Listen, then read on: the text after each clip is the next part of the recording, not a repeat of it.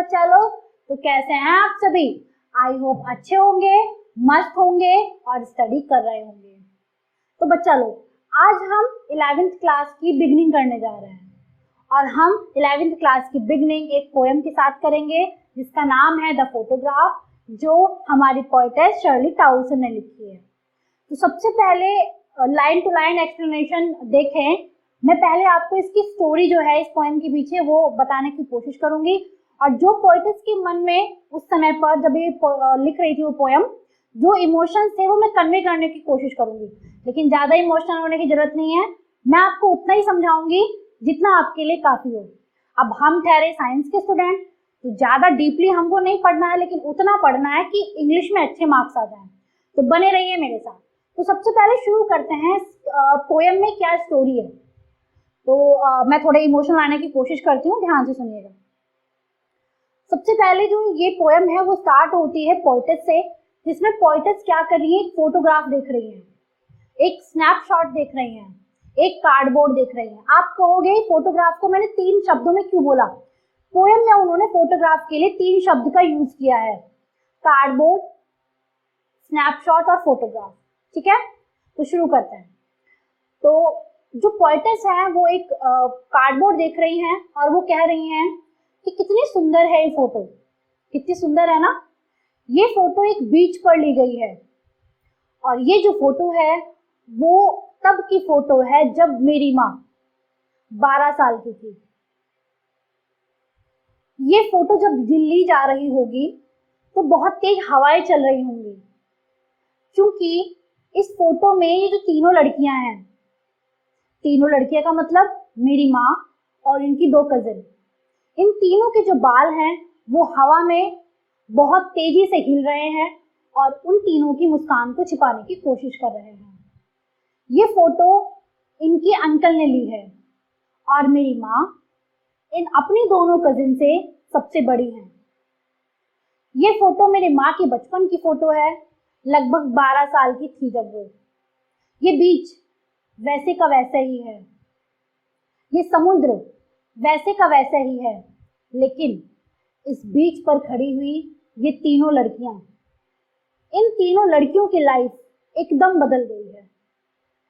खैर, वो इस लिंक को तोड़ते हुए आगे की तरफ बढ़ जाती हैं और अब वो क्या सोचती हैं, जब मैं छोटी थी और मेरी माँ लगभग 35 से 40 साल की हुई होंगी, तो मेरी माँ क्या करती थी, वो रोज मुझे बुलाती कि बेटा इधर आओ, और मैं उनके पास चुपके से आके बैठ जाया करती और मेरी माँ मुझे वो फोटो दिखाती और बहुत हंसते हुए कहती कि देखो देखो बेटी और डॉली को देखो।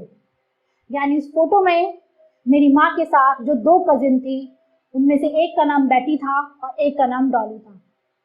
तो क्या कहती, देखो देखो बेटी और डॉली को देखो, यार कैसे कपड़े पहने हैं हमने, और हम सब ऐसे बीच पर मस्ती कर रहे हैं। ये बीच वाली फोटो मेरे माँ के पास्ट को दिखाती है और माँ का वो मुस्कुराता हुआ चेहरा मेरे पास्ट को दिखाता है। जब जब मेरी माँ अपने पास्ट को याद करती तो वो इमोशनल हो जाती, और जब मैं अपने पास्ट को याद करती हूँ तो मैं रो पड़ती हूँ, क्योंकि बीच वैसा ही है, वहां का समुद्र वैसे ही है, लहरें वैसी ही हैं, सब कुछ वैसा है, लेकिन बदला क्या? मेरी माँ का मुस्कुराता हुआ चेहरा, क्योंकि मेरी माँ आज नहीं है, मेरी माँ आज नहीं है, मेरी माँ का देहांत हो गया है। अपने पास्ट के साथ जीना हम दोनों ने सीख लिया, मेरी माँ ने और मैंने। माँ, मैंने भी आज अपने पास्ट के साथ समझौता कर लिया, मैंने भी जान लिया है कि तुम मुझे छोड़ के जा चुकी हो। माँ, तुम मुझे बहुत याद आती हो, आज मैं जब भी ये फोटो देखती हूँ तो मैं सहम जाती हूँ। आज मेरी माँ को मरे हुए लगभग 12 साल हो चुके हैं। 12 साल दोस्तों, 12 साल से मैं अपनी माँ से दूर हूँ। 12 साल का मतलब है इस पिक में जितनी उम्र मेरी माँ की थी उतने ही वर्ष हो चुके हैं मेरी माँ को गुजरे हुए।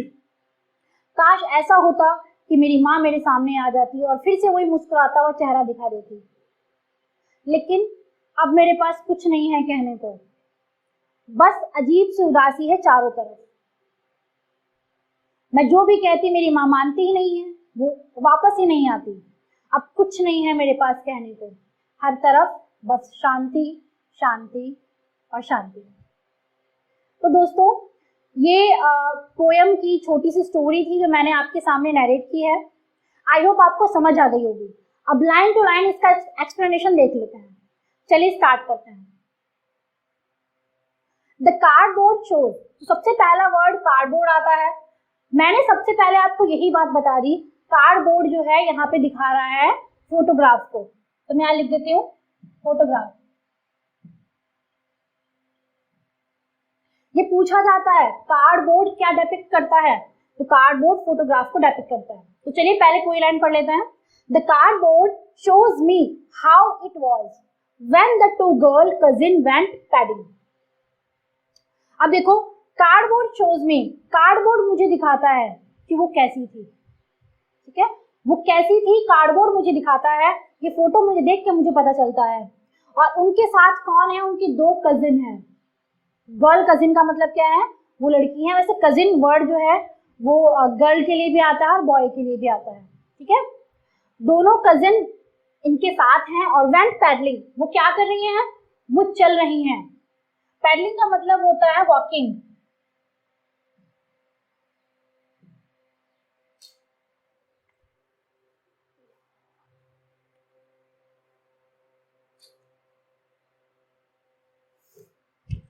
सॉरी, मार्कर दिया, ये एक चीज थोड़ी सी गलत हो गई है मेरे हिसाब से, यहाँ पे एल आना चाहिए था, एल छूट गया, ठीक है, पैडलिंग, ओके। तो when the two girl cousin went paddling, वो पैडलिंग कर रही हैं। पैडलिंग का मतलब होता है वॉकिंग, वॉकिंग का मतलब चलना, वो लोग चल रहे हैं तीनों। ईच वन होल्डिंग, और दोनों ने क्या किया हुआ है, माई मदर्स हैंड, पकड़ा हुआ है। होल्ड का मतलब क्या होता है, पकड़ना। दोनों ने मेरी मदर का हैंड पकड़ा हुआ है। And she the big girl, और शी किसको डिपिक्ट करता है, पोएटेस की मदर को। वो क्या है, वो सबसे बड़ी लड़की है। कितने साल की, 12 ईयर्स और सो, यानी लगभग 12 साल की है। 13 साल की भी हो सकती है, लेकिन यहाँ पे 12 साल बताया गया, ठीक है। फिर से बताती हूँ, कहते हैं जो कार्डबोर्ड है, कार्डबोर्ड में 3 लड़कियां हैं, मेरी मदर है जो सबसे बड़ी है, और जो 2 इनकी कजिन है, ये क्या कर रही हैं, दोनों ने मेरी मदर को एक इधर से एक इधर से पकड़ा हुआ है, और तीनों लड़कियां क्या कर रही है, पैडलिंग कर रही है, यानी वॉक कर रही है, चल रही है, ठीक है। आगे देखो, ऑल 3 स्टूड, जो तीनों लड़कियां हैं वो खड़ी हैं। स्टूड कहाँ खड़ी हैं, still to smile through their hair, और ये तीनों लड़कियां खड़ी हुई हैं जो स्माइल कर रही हैं थ्रू दियर हेयर, अपने बालों से। बालों से स्माइल करने का मतलब क्या है, मैंने आपको बताया था कि तेज हवाएं चल रही थी, तो जो बाल है वो उनकी स्माइल को छिपाने की कोशिश कर रहे थे, लेकिन बालों के बीच से उनकी स्माइल दिख रही थी, इसलिए लिखा हुआ है through their hair. At the uncle, और जो अंकल थे विद द कैमरा, वो कैमरे के साथ खड़े थे। इसका मतलब क्या, जो फोटो है वो कौन ले रहा था, उनके अंकल ले रहे थे। अ स्वीट फेस, कितना प्यारा चेहरा था। माई मदर, मेरी माँ का। दैट वॉज बिफोर, और ये कब की बात हो रही है, बिफोर आई वॉज बोर्न, जब मैं जन्मी भी नहीं थी तब मेरी माँ बहुत सुंदर थी। पोएटेस ये कह रही है। एंड द सी, और ये जो समुद्र है जहां पर ये लोग खड़े हैं, बीच पे खड़े हैं समुद्र के किनारे, विच अपीयर्स टू हैव चेंजलेस, जो अभी भी वैसा ही दिखता है। चेंजलेस का मतलब क्या है, बदला नहीं है। वॉज, वो क्या कर रहा है, धो रहा है। डियर टेरिबली ट्रांसिएंट फीट, अब टेरिबली का मतलब क्या होता है मैं आपको बता देती हूँ। टेरिबली का मतलब होता है वेरी फास्ट, जब कोई चीज बहुत तेजी से होती है। अब टेरिबली क्या हो रहा है, ट्रांसिएंट। ट्रांसिएंट का मतलब होता है जो आपकी चेंजेबल होता है, मैं यहाँ पे लिख देती हूँ changeable.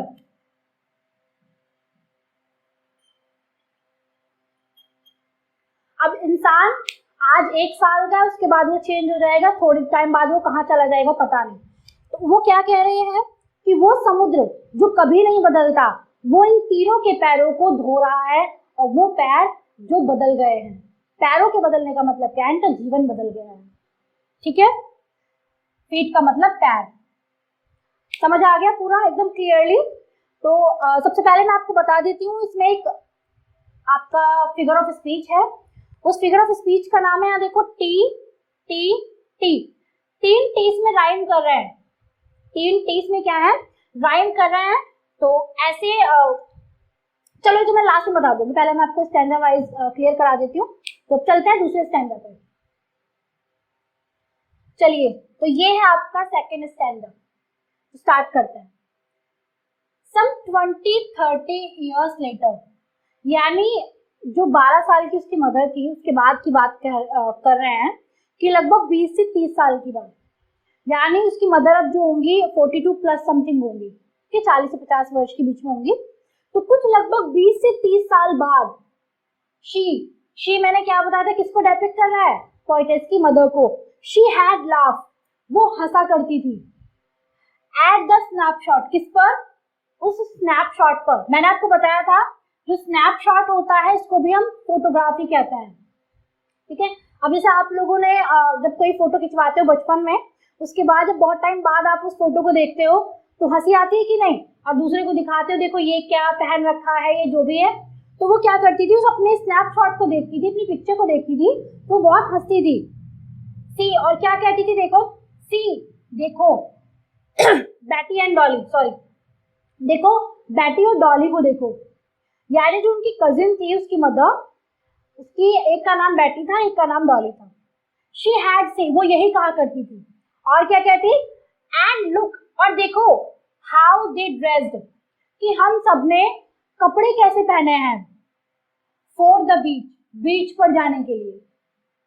The C holiday was her past, मतलब ये है जब ये लोग हॉलीडे पर गए थे, जब उन्होंने पिक्चर खिंचवाई, जब इसकी मदर याद करती थी, जब पोएटेस की मदर याद करती थी, तो वो उनका पास्ट था, वो बीच की जो फोटो थी वो मदर का पास्ट था।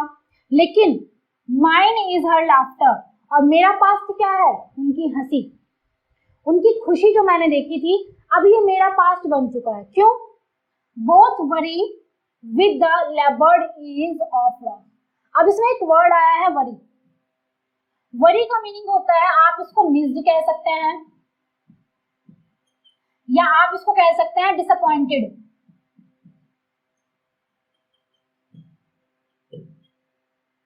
आप इसको डिसअपॉइंटेड भी कह सकते हैं। यानी दोनों ने क्या करा है, अपने पास्ट को खो दिया है। मेरी मदर ने वो बीच वाली जो तस्वीर उन्होंने खिंचवाई थी उस टाइम को उन्होंने खो दिया है, और मैंने अपनी मदर को खो दिया है। तो हम दोनों ही जो है अपने पास्ट से अब डिसअपॉइंटेड हैं। द लेबर्ड इज, अब देखो लेबर्ड का मतलब होता है, मैं आपको बता दूं, इसका मतलब होता है टॉयल। टॉयल का मीनिंग हार्ड वर्क, कठिन परिश्रम। और ईज का मतलब होता है कोई भी चीज आसान। अब देखो यहाँ पे कठिन और आसान दोनों शब्द को एक साथ लिखा गया है। तो ऐसा एक फिगर ऑफ स्पीच होता है जिसमें हम दोनों ही अपोजिट वर्ड्स को एक साथ रखते हैं। उस फिगर ऑफ स्पीच का क्या नाम होता है, ऑक्सीमोरन। तो इसमें दो तरह की फिगर ऑफ स्पीच यूज की गई हैं। एक तो था डियर ट्रांसिएंट, तो उसमें टीटी करके था, और इसमें क्या है, तो टीटी करके था, उसका मतलब क्या है, वहां पर था आपका एलिट्रेशन। फिगर ऑफ स्पीच एक था एलिट्रेशन, और दूसरा यहाँ पर है लेबर्ड और इज, दोनों अपोजिट वर्ड को एक साथ रखा गया है, ठीक है। तो यहाँ पे क्या है, ऑक्सीमोरन है, लास्ट में बता दूंगी। तो हम दोनों ने क्या किया है, बहुत ज्यादा मिस किया है अपने पुराने पास्ट को, और हम लोगों ने उस लॉस को जो हमने खो दिया है उससे कुछ ना कुछ अपने आप को इजीनेस फील कराया है। यानी अब जो है हम सीख चुके हैं अपने पास्ट को जो हमने खो दिया है। आई होप ये लाइन टू लाइन एक्सप्लेनेशन समझ आया होगा। अब चलते हैं इसके लास्ट स्टैंजा पर। तो ये है इसका final stanza. Now she had been dead. अब इन्होंने क्या कहा है कि वो जो उनकी मदर हैं वो डेड, उनका देहांत हो चुका है। She is no more. Nearly, लगभग कितने टाइम हो गया है, नियरली का मतलब आप यहाँ पे अप्रोक्सीमेटली भी लिख सकते हैं, पूछा जा सकता है। सपोज दैट पूछ लिया कि नियरली का सिनोनिम लिखो, तो क्या लिख के आओगे, अप्रोक्सीमेटली। तो एज मैनी ईयर्स, मतलब बहुत साल हो गए हैं उनको मरे हुए, कितने साल हो गए हैं, एज दैट गर्ल, जितने साल की वो लड़की है, किसमें, एंड यहाँ पे है लिव्ड, इसका मतलब है जितने साल की वो लड़की उस स्नैपशॉट में दिखाई गई थी, कितने साल की थी, वो 12 साल की थी उनकी मदर। तो लगभग 12 साल हो गए इनकी मदर को गए हुए। एंड ऑफ दिस सर्कमस्टांसेस, ये वर्ड एकदम ध्यान से देख लो। सर्कमस्टांसेस का मतलब होता है परिस्थिति। आप इसका एक सिनोनिम लिख सकते हैं जिसका नाम है, आप इसको सिचुएशन कह सकते हैं। सिचुएशन का मतलब स्थिति, क्या होता है, स्थिति। सर्कमस्टांसेस परिस्थिति या स्थिति, सिचुएशन। तो इन्होंने कहा है कि अब ऐसी स्थिति बन गई है, अब ऐसी सिचुएशन मेरे पास आ गई है। क्या सिचुएशन आई है कि देयर इज नथिंग, कि अब कुछ नहीं है, टू से एट ऑल, अब कुछ भी नहीं है मेरे पास कहने को। क्या है, साइलेंस, साइलेंस, केवल मेरे पास शांति और शांति है। ठीक है, तो एक बार कुछ मैंने कीवर्ड्स लिखे हुए हैं, मैं आपको बता देती हूँ। एकदम फोकस जो है इन कीवर्ड्स पे रखिएगा।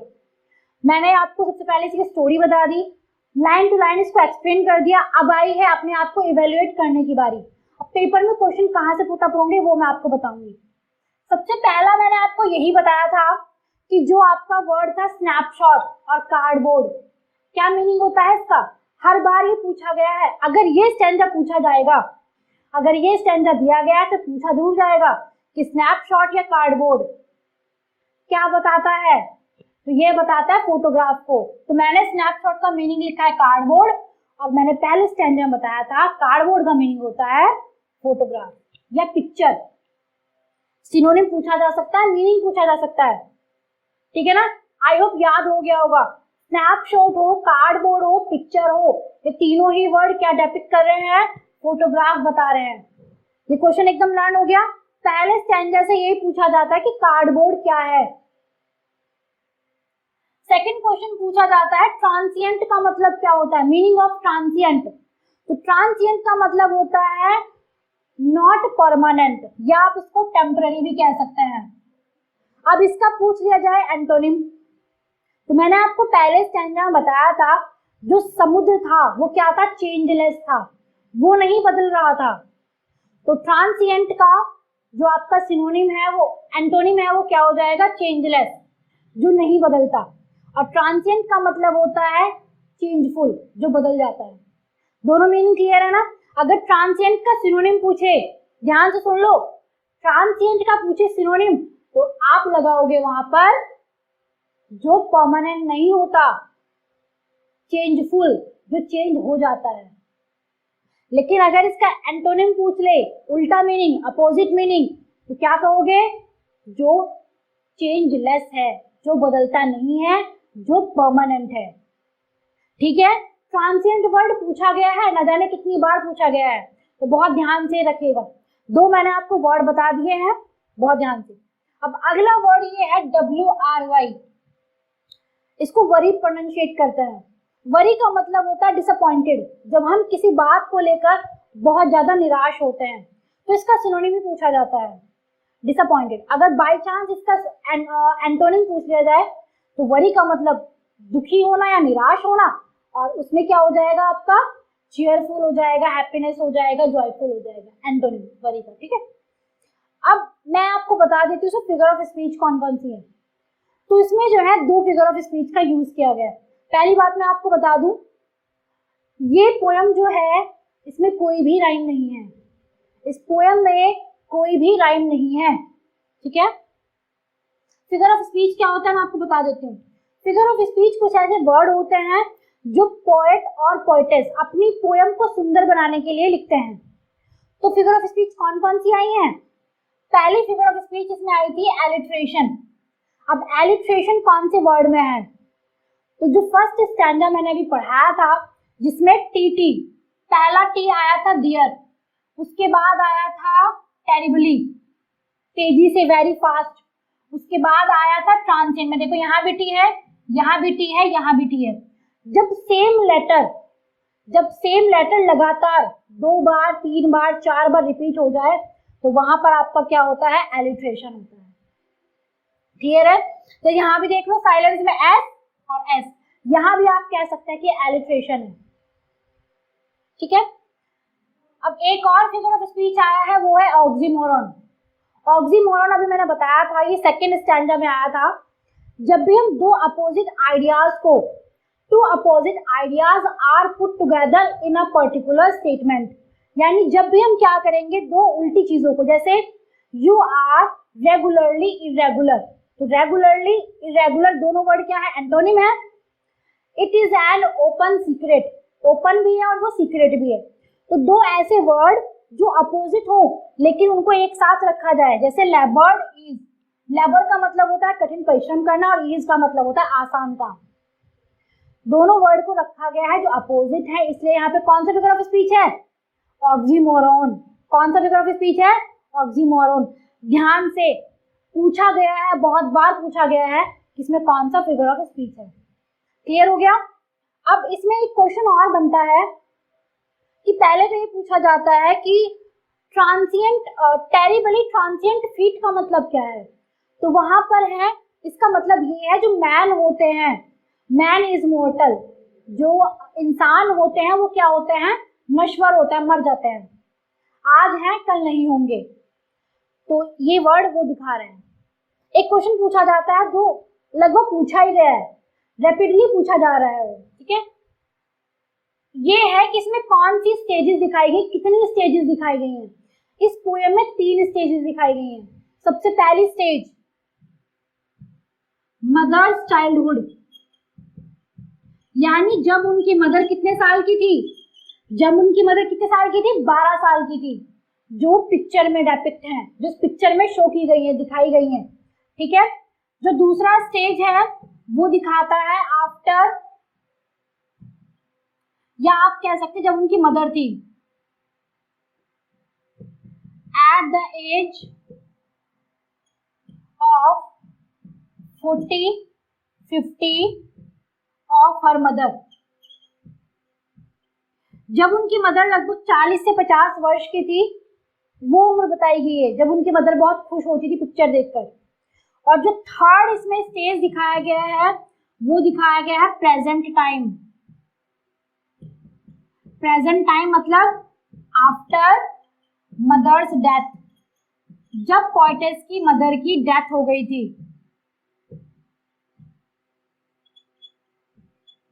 तो 3 स्टेज इसमें दिखाए गए, ध्यान से देखना। पहला स्टेज क्या है, मदर का बचपन, जब मदर कितने साल की थी, 12 साल की थी, वो पिक्चर जो बीच पे खींची गई थी।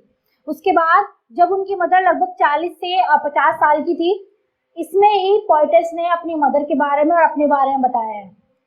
उसके बाद थर्ड जो था वो प्रेजेंट टाइम को दिखाता है, और प्रेजेंट टाइम क्या दिखा रहा है कि उनकी मदर जो है वो मर चुकी है, लगभग उनको मरे हुए कितने साल हो गए, 12 साल हो चुके हैं, ठीक है। तो मैंने इस पोएम की स्टोरी आपको नरेट कर दी है, लाइन टू लाइन एक्सप्लेनेशन हमने देख लिया, इंपॉर्टेंट हमने इसके कीवर्ड्स देख लिए हैं, और मैंने आपको बता दिया कौन सा क्वेश्चन कहाँ से पूछा जाता है। तो इस पूरी पोएम से 4 से 5 क्वेश्चन जो है वो छोटे छोटे क्वेश्चंस बनते हैं। तो आई होप अगर आपने इस पोएम को बहुत अच्छे से समझ लिया है तो ये पोएम जो है कभी भी आपको बिल्कुल तकलीफ नहीं देगी, ठीक है। चलिए तो मिलते हैं हमारी नेक्स्ट पोएम में।